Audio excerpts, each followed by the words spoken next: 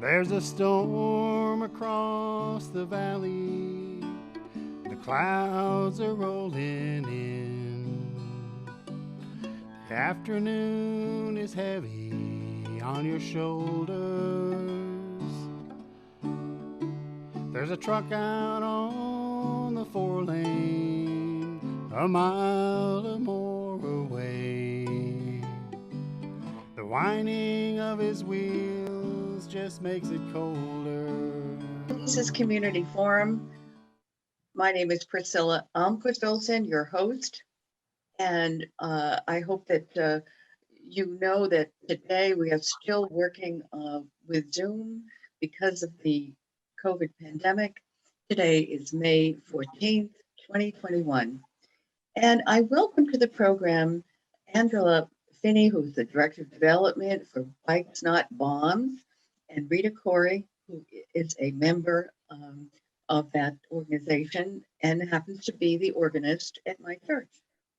Uh, and my church is involved with an upcoming event, so we want to let you know what that is. Okay, so we'll start with Rita. Rita, how did you get involved with this organization? One day there was at the lake in Sharon, a table with somebody I knew at a young person in high school. And he was one of the people who was providing water and refreshment to people who were doing the fundraising bike event that day. It was in June. And I stopped to see what he was up to. And so he told me about Bikes Not Bombs. I love to bicycle. I'm never happier than when I'm on a bike. And I started contributing and finding out about Bikes Not Bombs. And then I am a member of the Sharon Friends of Conservation board. And I suggested to the board, how about if we do a bike collection? And everybody said, that sounds like a great idea. And so we started doing them and have been doing them for many years in Sharon. And then the number of bikes dwindled. So because we had gotten all those spare bikes in Sharon.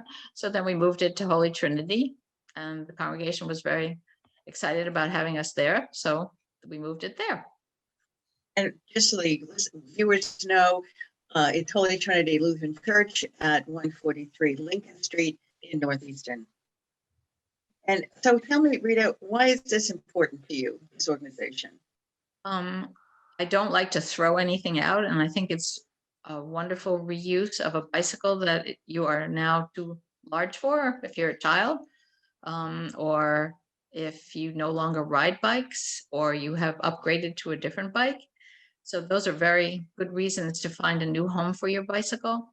And giving them to Bikes Not Bombs means that it'll have a second life, either in this country for helping train children to ride bikes and repair them, or in the global south. Okay, so Angela, you're Director of Development for Bikes Not Bombs. Tell us a little bit about your job.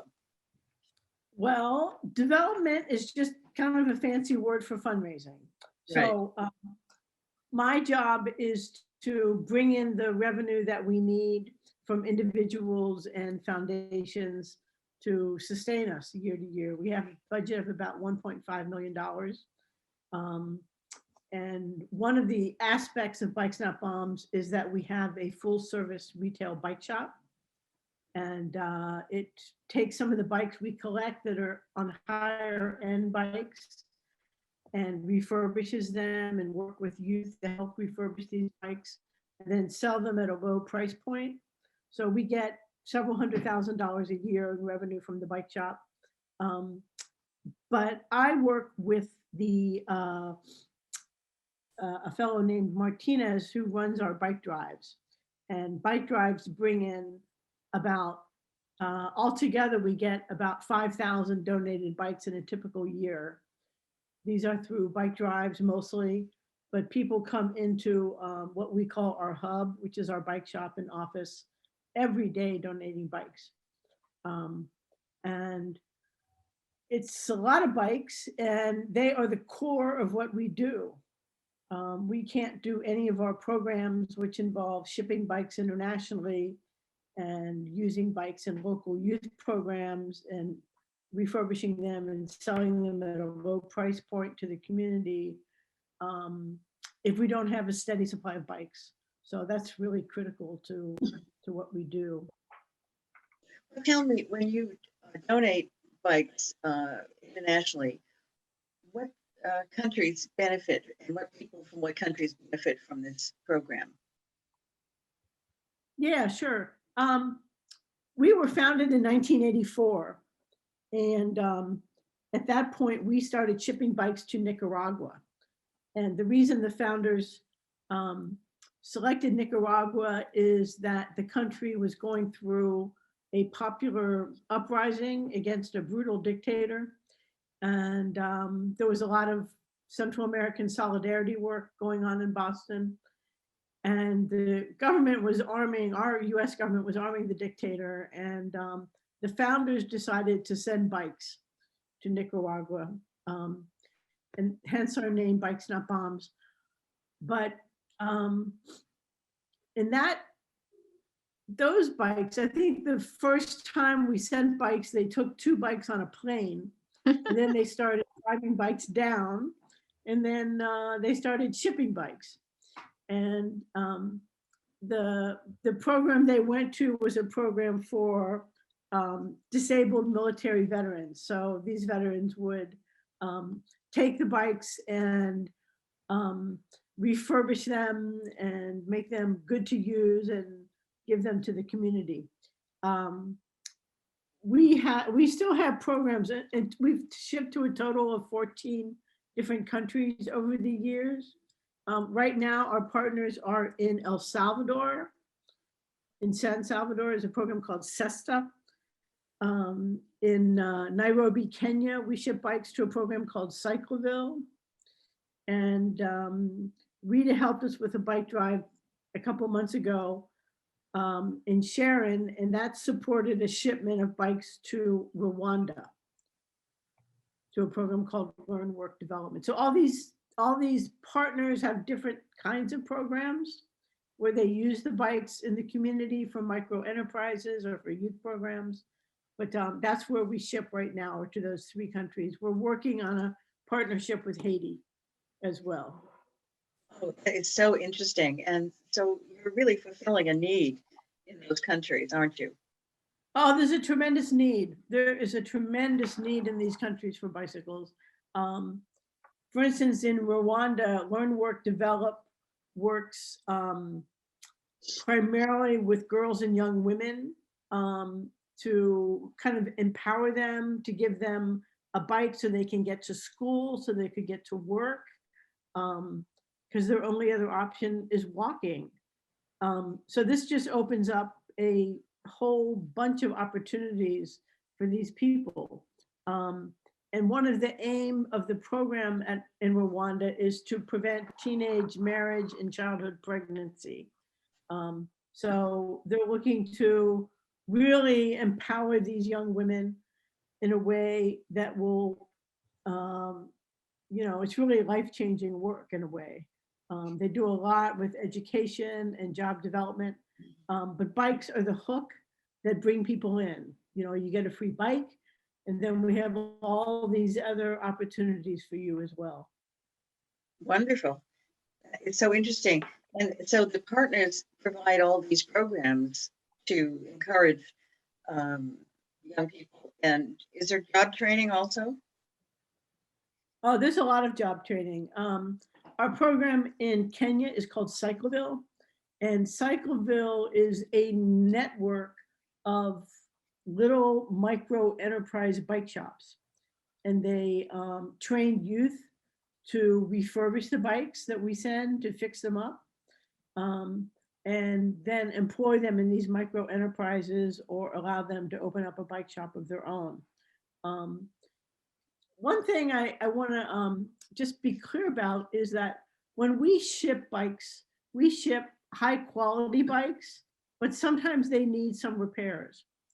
And we don't ship fully refurbished bicycles because we're not a charity. We're really about change. And we don't want to send a container full of bicycles that are ready to go and then have them break down, which will inevitably happen. They'll need some kind of maintenance or repair, and not have anyone know how to fix the bike. So what we do when we start with a new partner is we do a lot of technical assistance to train them so that it's clear that they will know how to rebuild bicycles and maintain bicycles and repair bicycles. And this is good for job creation and the creation of bike shops, but it's also empowering to these communities. So, you know, when they get a container of bikes, their work is cut out for them. Our partnership in Rwanda is relatively new. We've only been shipping to them for a couple of years. And when we started that partnership, some of the mechanics at Cycleville in Kenya went to Rwanda to train them on not just on how to repair and maintain bicycles, but on how to operate a small micro enterprise bike shop. So there was a great collaboration between these partners that I think was really meaningful for both of them. Isn't that wonderful? So that leaves you with any involvement in training, but also creates a partnership in Africa so that perhaps it might leapfrog to other countries on its own without your assistance. Exactly, exactly. Wonderful. Okay, so tell me, when is the event and where is it? Rita, can you tell us? Sure. It's at Holy Trinity Lutheran Church, 143 Lincoln Street in Northeastern, and it's Saturday, May 22nd from 9 a.m. to 1 p.m. Bikes do not need to be in working order. As we just heard Angela say, they don't send them even that way to the developing countries. So any bicycle except tricycles are acceptable, as well as bicycle parts, tires, tubes, helmets. Or Angela, correct me if there's anything there that I am mistaken about. No, anything related to bicycles we take. Okay, that's interesting. So helmets are also needed. Right. Oh yes, we ship a lot of helmets overseas when we ship bikes.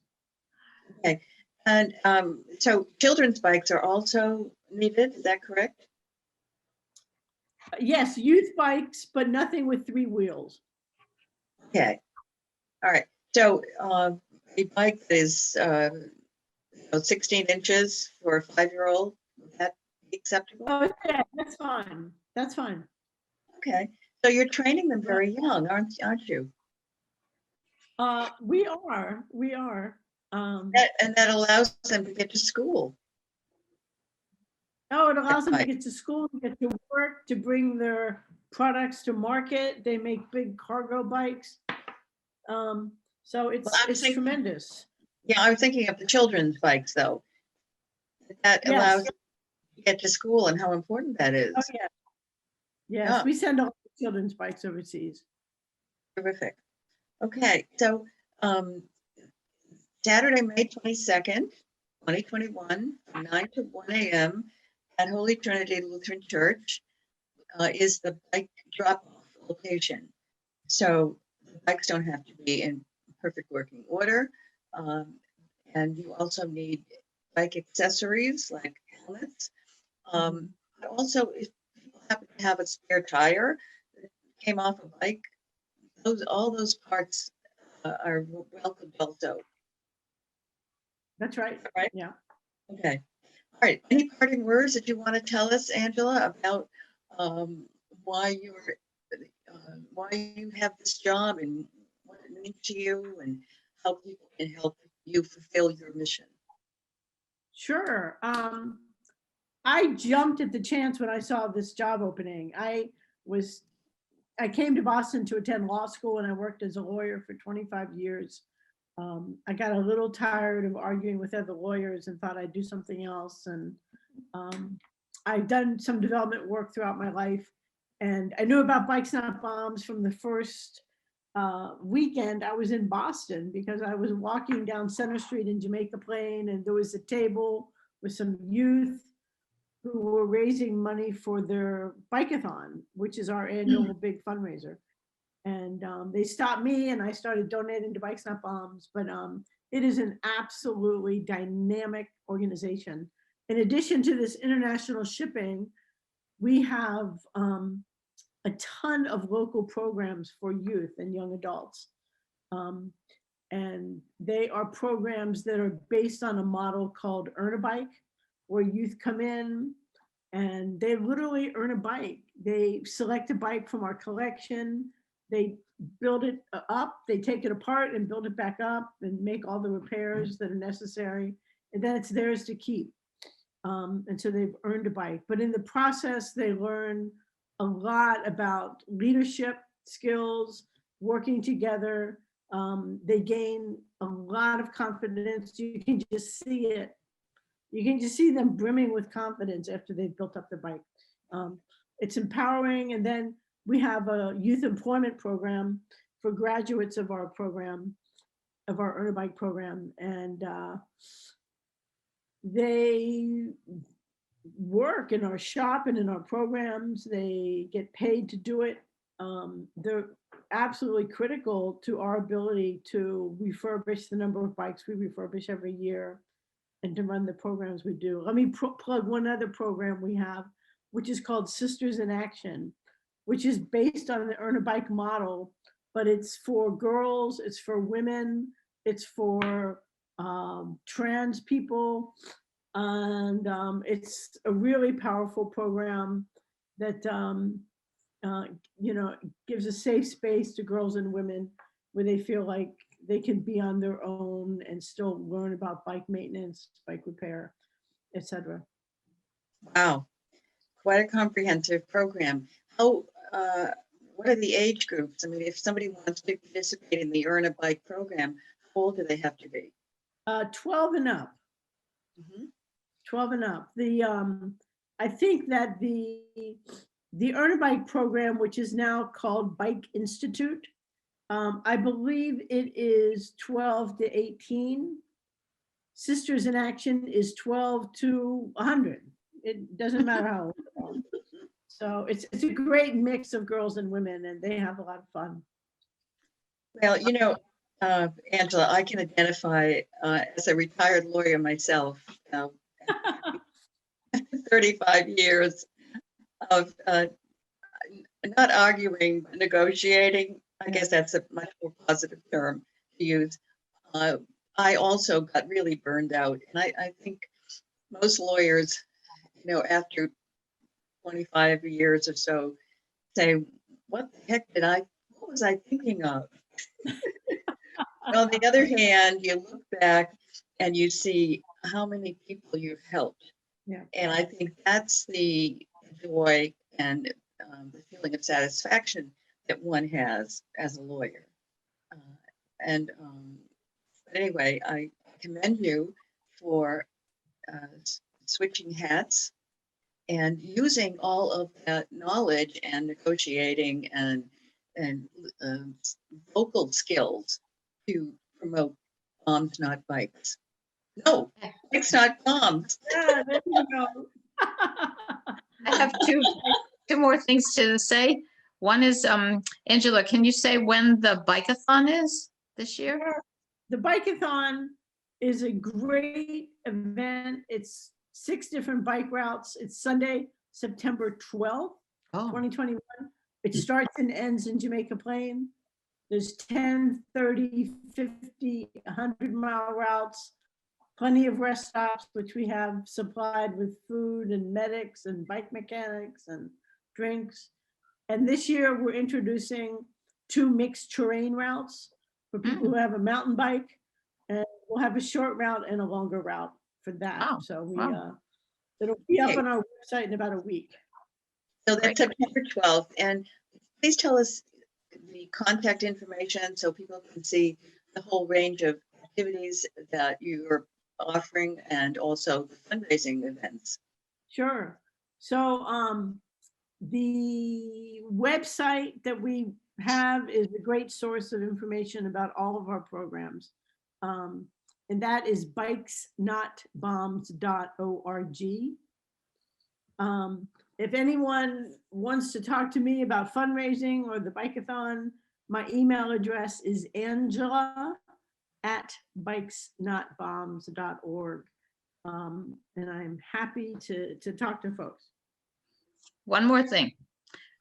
So when people donate bikes, it would be nice if they could make a monetary contribution too, because it costs about $20 to send a bike to one of these 3 countries. So any amount is fine. Bikes Not Bombs ask for 20 if it's possible, and you can receive a tax receipt for that contribution as well as the value of your bicycle. There was one more thing, I forgot what it was. Any other thoughts, Angela? Thank you for that, Rita. I forgot about the donation. The donation along with the bicycle donation really helps us defray some of our costs.